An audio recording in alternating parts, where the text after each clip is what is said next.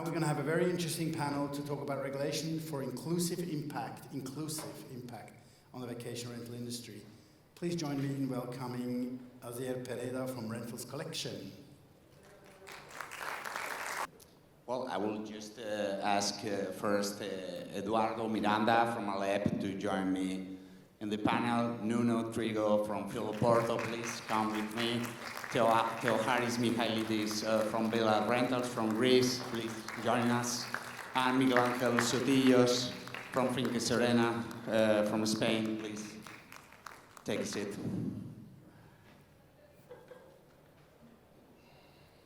I just made kind of introductory briefing because talking about regulation, and we're just the last panel, sorry. Well, short-term rentals have established themselves as one of the most common accommodation options in the global industry, that's true.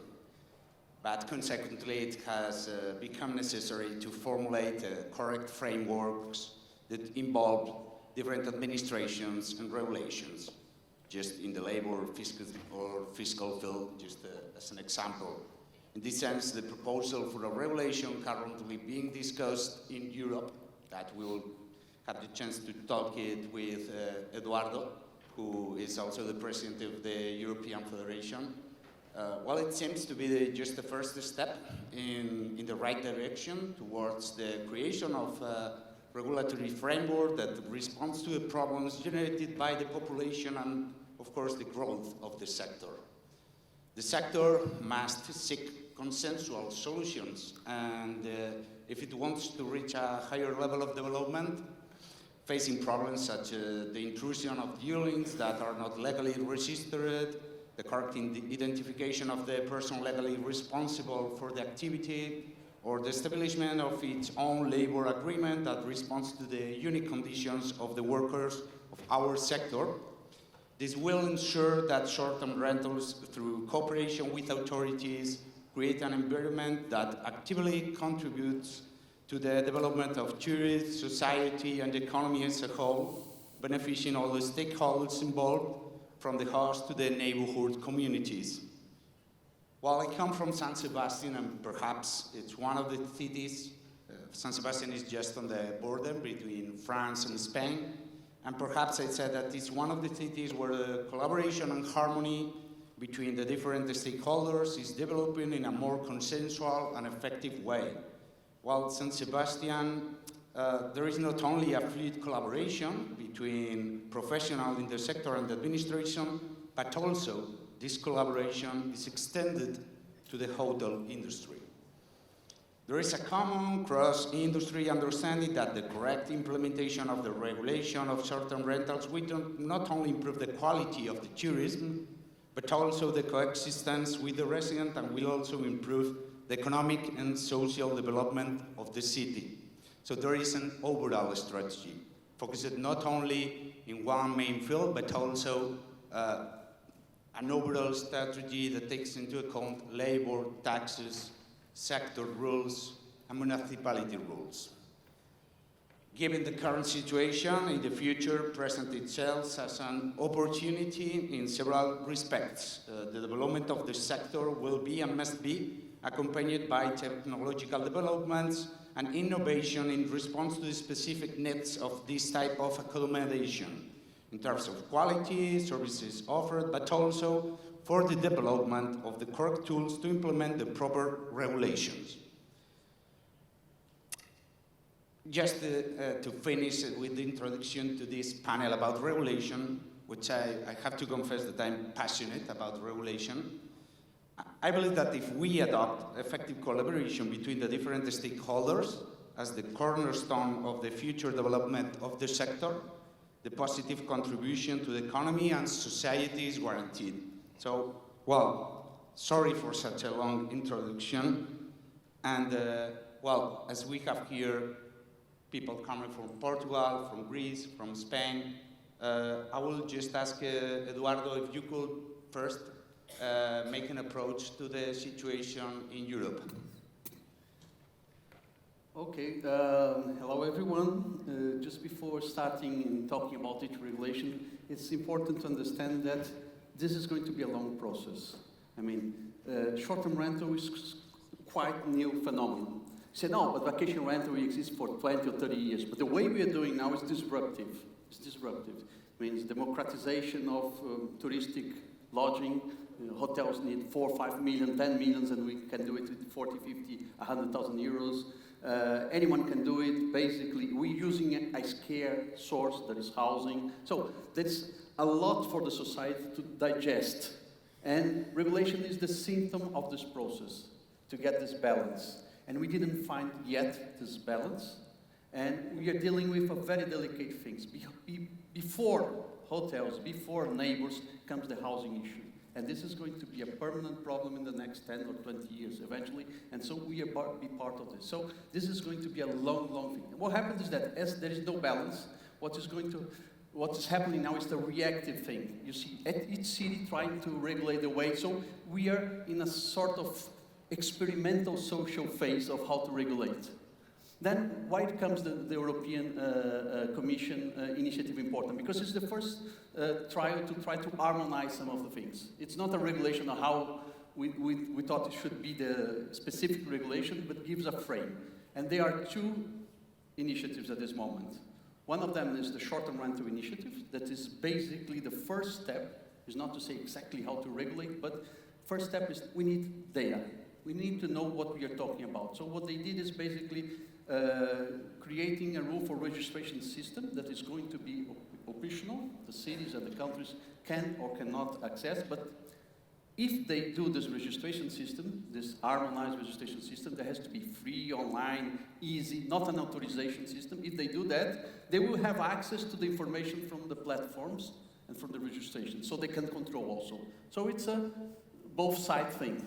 And that's the first step. Some countries like Greece, I think in Portugal, they have the registration, some areas in Spain, but they're going to be an harmonized registration system.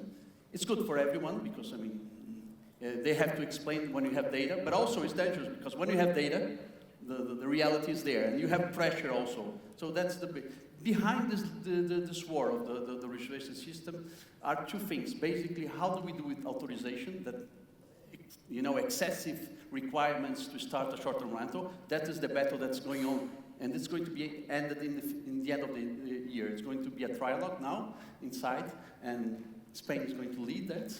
I don't know if it's good or bad, but anyway, in the end of the year, we will have this end. So the critics are trying to, some parties there, the left wing especially, are trying to put there a lot of housing things. That is dangerous, because what we want to get, it's a balance, saying, okay, you want to get restrictions, you have to prove there is a problem, you have to be proportional, and the vocabulary is essential. That's the fight of words that nobody understands, but that's the moment. The second part is the VAT. It's an harmonization of VAT. So it's going to be charged in all countries if it passes. It has to be the unanimous decision of all the countries, member states.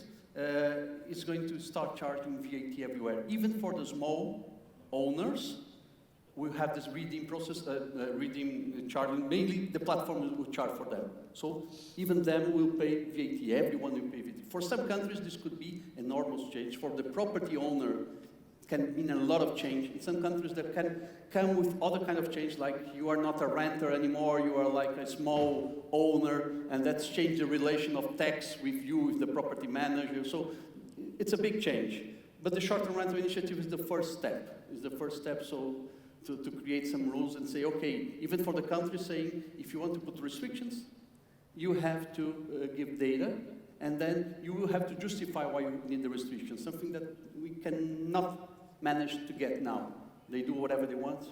But it's so interesting that in the end, well, it's been too much discussion between the access to data from the platforms and with the, well, hopefully with the new regulation coming from Europe.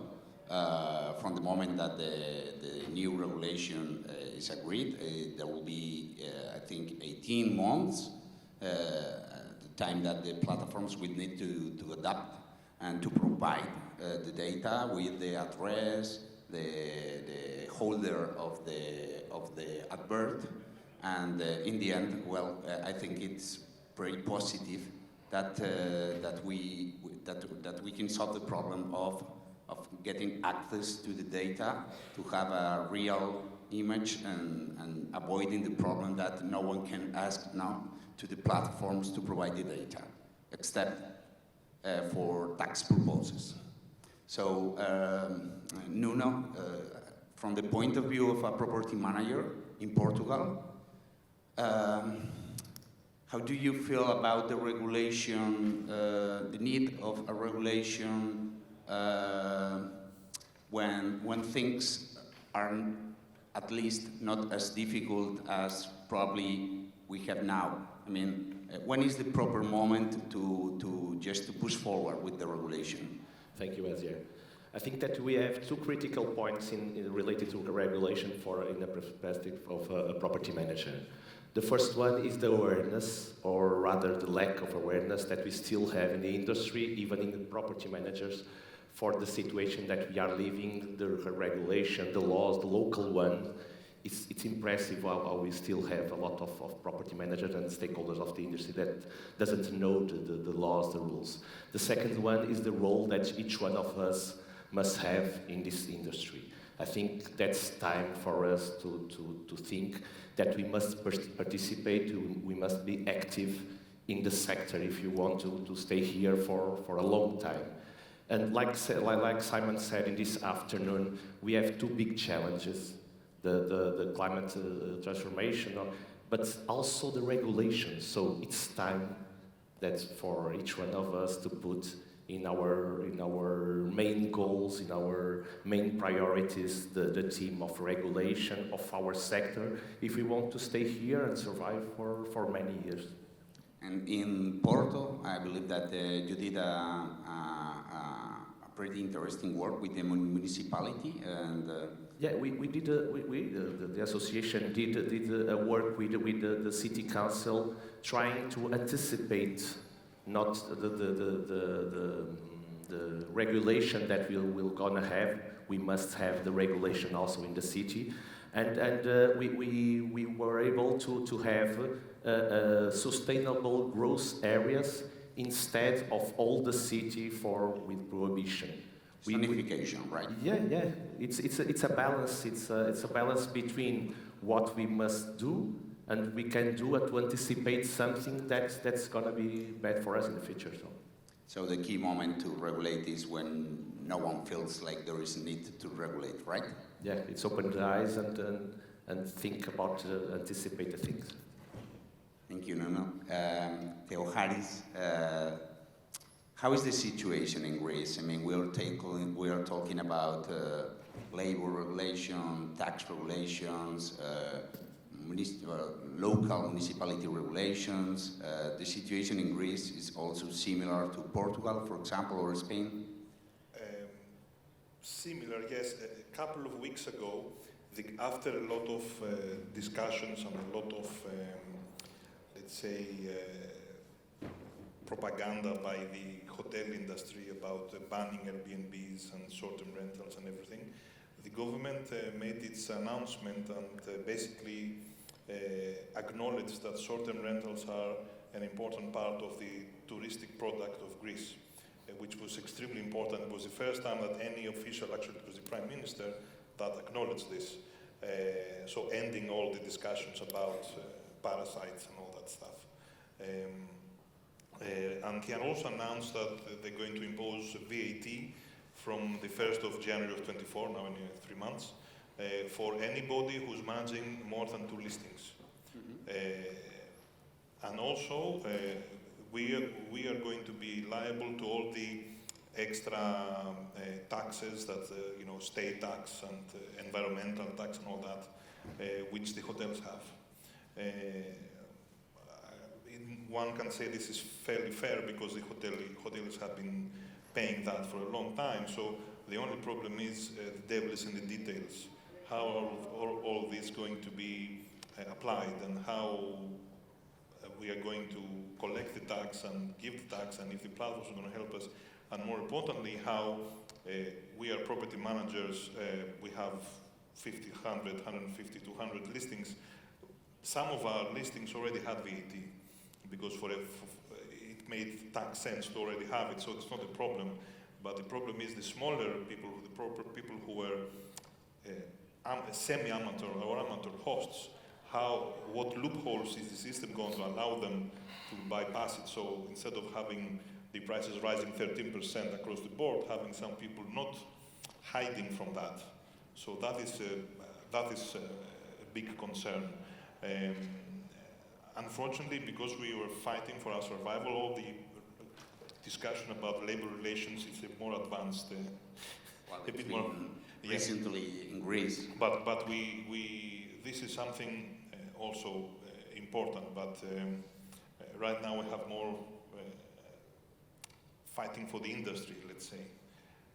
The good thing for Greece, and I think what saved us, was the fact that compared to all the other countries, we don't have a shortage of housing. There is this people, because in Greece there are about 700,000 properties that are not occupied because they need renovation, they have issues with inheritances and who's the owner and stuff like that. So, for example, Athens that keep telling us we have about 10,000 short-term rental apartments, and there are 170,000 closed apartments. So whenever they tell us this, you say, look at that, you know, take the money you make from our taxes and go and renovate the apartments to give the people. Thank you. It's so interesting because in the end, sometimes we all know that when we just travel and we know our colleagues in many other countries, in many places they feel that they are an exception or they feel in a different situations.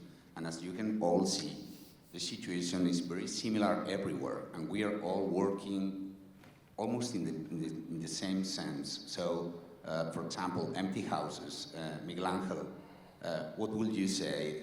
Are there empty houses also in Spain? Well, Spain has the same problem as everyone in Europe. But here, Spain is the second or the third country in the world with most tourists in a year. So really, we work and we live from tourists. 1/3 of the total beds, legal beds in Spain, are in STR. So what we are suffering is that the politicians are projecting their incapacity to create properties for the people, and they take the STR as the problem for their inaction. At the moment, the people is buying that, and we have another problem, is the sector. There's less people now hearing that hearing Airbnb. If we don't sort out this problem, and we are proactive to evade all the problems they are facing us, and they try to close and take out STR properties, they won't have any property to sell on Airbnb or Booking. So really, that is the most important thing. We have to be proactive. We have to take action to propose to the politicians what we can do, what we really offer, what represents the properties on STR, which is the jobs we create, which is the taxes we pay, and how with that they have to change their mind about with that money how they can promote nearly the 12% of the total properties constructed in Spain that at the moment they are closed. So the total properties in Spain rented are about 300,000, that is 2.4% of the total properties. And the medium is between 10 and 12% of properties empty in Spain. So really, we are not a problem. In Portugal, sorry, Miguel. In Portugal, there are also empty houses. We also have almost the same number of empty properties that Greece, but we passed last month or even these days, we passed from the best in class in short-term rental, in the registration, the law, we passed for the worst case. So we must be aware of this. Nothing is certain in this industry right now. We must be proactive. We must look at that. And I absolutely agree. I'm sorry, Miguel Angel, to just disagree with the fact that, it's politicians' fault. No. I say that the problem is, sir, and they project the problem and in action. you know. But it's enough. also our fault. I mean, we have to lead, and we have to propose, and we have to be effective when we talk with the politicians. So, is it enough, Eduardo, to talk about data, to change the point of view of someone? Telling the truth or talking about data works? Okay. It does. So this experience in Portugal was very interesting. We had a very advanced regulation, restricted with a lot of restrictions, and it was not enough. And be aware of that. Be aware of that. Housing is going to be the number one. At this moment, number one. Okay, climate change is an important, absolutely essential thing, but in terms of regulation for our industry is the number one, because we will not be able to talk about climate or ambient sustainability if we don't survive. And housing is the survival question here. Why? Because it becomes one of the most socially important things, and this becomes political credit. And they need some solutions, immediate, because housing takes 5, 10, 12. They know that they are a problem. They know that the problem is the empty houses. They didn't invest. But if they don't bring something in the next 6 months, 1 year, or 2 years, they will lose the power. So this is a fight for power. And when fight for power is coming in political arena, there is no rationality, and you are just in the middle of the way. You are going to be destroyed. And that means any city can have a change of regulation all of a sudden if they feel like this is the way of winning the power, an election. And it happens in many cities. And this kind of arbitrary regulation is just a symptom of that, because we didn't find a balance. And there are two aspects that we have to deal, and this is sustainability also. Social and economic sustainability. We always talk about climate sustainability, but it's social and economic, meaning our biggest question here is our success, is the growth rate. We are disrupted and we grow very fast. That is very complicated for the neighbors, for the society, for the urban planners, for the mayor, for the president, for the prime minister, and they will react immediately if they think this is a solution, especially to get the power moment. And this is a political fight. So we have to be very conscious of that. And yes, we have to try to anticipate. Doesn't mean that, like in Portugal, we anticipate a lot of things. And some things you cannot predict, and it's impossible to manage. But if we don't anticipate, to try to find this balance, and the balance for them, looking at their side, the perspective, is basically growth. If they don't see that there is a controlled growth, can be restriction, new obligations in terms of, we try to propose sustainability, climate.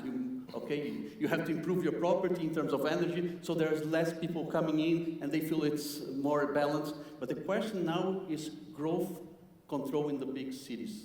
If you don't have anything effective, you have a big reaction. And anticipating is the way that we lead this discussion. And there is a very exact moment. It's when there is no big pressure and you have your allies there, and you have can sit in the table. And that is the time for you to promote and incentivize one step further in terms of restriction, so that you decide what is the restriction, and it's a fair restriction in terms of growth. The problem is that usually we have our own people, the industry, reacting against if we go and try to anticipate this. So we are in a very difficult strategic moment in this. That's why we need everybody to join to understand this process. Otherwise, we are going to lose. Absolutely agree with that, and you all know that from my experience also when I worked in my region and the Basque Country, and I pushed very hard both with the municipalities, with urban licensing systems, labor conditions, tax regulatory very strong, and sector regulation also very strong. Well, I personally, I did tell you that I had huge problems with our own industry, more problems than with the hotels or with the politicians. So, Theoharis, would you agree that we need professional support to do this job? I mean, public affairs, industry, it's also mandatory to be effective in this field? For sure, because for a start, this is a communication and sentiment battle, and in Greece the hoteliers have a lobby, as Simon was saying earlier, for decades. So we suddenly have to prepare and create a communication mechanism to fight them. We were lucky because we have on our side the Property Owners Association, which might not be as advanced as the hoteliers, but it's very widespread. So we joined forces, and that helped us a lot. Because the other thing, which is good in Greece, is that about 75% of the Greek population own the property they stay in. So it's very democratized. So the Airbnbs we manage produce income to a lot of people. And that helps a lot, because it's the income to pay their kids' school, to pay their mortgage, to pay whatever. And that helps very much, because we spread the message. Thank you. Nuno, you wanted to say something? I would like to say that another important thing is how can we property managers decide the critical and big investments in digital transformation, in sustainability, if we don't have stability in the regulation, if we don't know what's going to be in the future. So that's critical, but we must do the investments, but how can we decide in conscience? It's crazy. Absolutely agree, and Miguel Angel, we are close to the end, but and I would like all of you to be positive. Would you agree with the fact that that as long as we lead, we will feel safer than just reacting? We need to push very hard, and we need to push faster than ever, and that will be the way to feel safer. Because as Nuno said, we don't want to be an exception. We need to be safe, and we need to be a normal sector with normal regulations. And it's been a lack of regulations. And being an exception doesn't help to make inversions. We need to feel safe, to feel absolutely safe with a safe and regulatory environment. So, Miguel, just as a briefing to finish the panel, all of you, a short message about how can we feel positive about regulatory? The only way we can act at the moment is to be active and propositive. It's the sector who has to propose and present solutions, because we know that we are part of the communities. Communities are us. And we have to focus on the politicians to show them the way we can do it right, we want to do it right, and then they don't have any reason to think about any other way to regulate and close the properties. But it's the moment to acting all together now. And we need the support of all the industry, and we need the support of all the people who rent properties to take that work ahead. I think that we have all the same problem. Just a little of all the properties on rental are inside the associations, and the associations need support to talk with the politicians and to get that done, to get lawyers that can help us to present all that we need as sector to go online. So, anyone want to just add, because time is out? Let me say that in my company I have growth plans for the future. Okay, like you saw in the afternoon, we are making internalization. So, but we must be aware of the challenge that we have. It's only that, not it's a positive vision that we have. And one thing, this is a marathon. It's not a 100 meters race. So advocacy is a marathon. Our industry regulation is a marathon. And we will survive because we are needed, because the consumer wants us. But we have to anticipate so that this process is not more hard than it needs to be, and that we lead the process, and we are not only the followers. But we will survive. Of course, short-term rental is needed. But it's important for you to be also very active and aware to guarantee that you will survive, not only the industry. So thank you all of you. I will say not only survive, that we can also be successful. So thank you all of you, and well, thank you also to all the crowd. Thank you. Thank you, panelists.